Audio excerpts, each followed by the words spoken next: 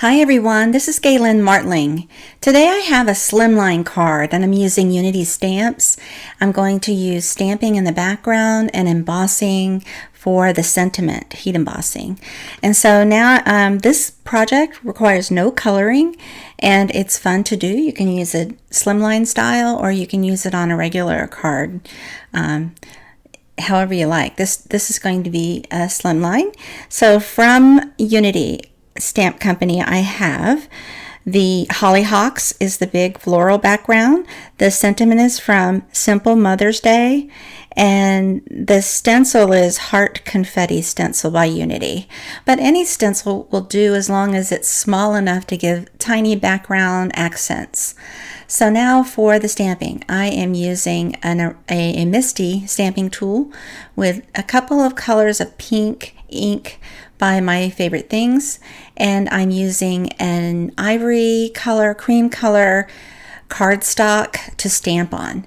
This is not an extremely smooth cardstock, but I wanted a soft look to the stamping, and so this offered a very nice soft look, alternating between the light and the darker shades of pink. If you want something to be exactly perfect, and you may want to choose a smoother cardstock, something that is, says smooth on it, maybe a white cardstock. But I wanted something different, and I wanted it to be soft, more of a cream look with pinks over it and some yellow accents on the back.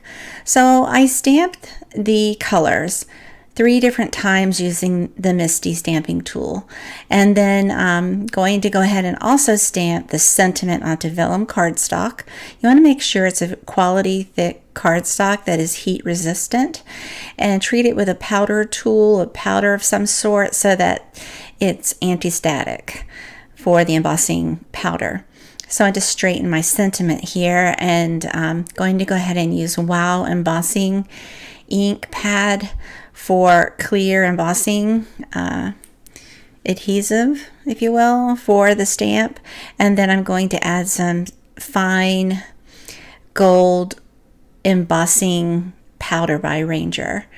And then I just place that on there and wipe away any excess stray embossing powder. You can use your hands if it's easy. If you have detail, just use a paintbrush to swipe away any excess. That way when you heat set like this, it's nice and crisp and clear.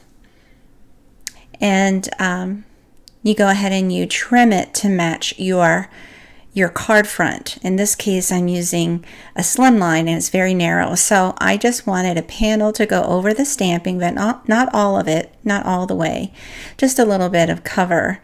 And it fits perfectly over that background. Now I'm using some yellow ink this time to stencil some tiny hearts. You can use any kind of pattern as long as it's small enough just to lend a little bit of accent. I wanted something other than pink, and I wanted to stay on the cream line or yellow shades for that. So I just used some tiny hearts mixed in with medium hearts, and I just moved the stencil around as needed here. And then it's just what I wanted. A couple of different areas with something else in there in the background. And then you just all of your cleaning of the stamping and the brushes and all and the tools, you want to clean those. I just didn't show that part. Here is the card base cut that I'm using and scoring. It's 8.5 by 7 inch cut and scored at 3.5 inches. So you want to cut your card base coordinating with whatever trimming or dies that you're using for the top part. It will vary depending on the brand of dies you use or the cuts you make for your top. Even if you don't use any dies, you want to make sure your card base is cut to the size of that top panel there that you're using. And maybe just a little bit bigger. Cut it just a little larger to coordinate with the top layers of your dies. And there you just layer it all with flat double-sided tape, and you're ready to go. It's ready to go pop in the mail or give to someone. It's great for Mother's Day and it has a beautiful soft look.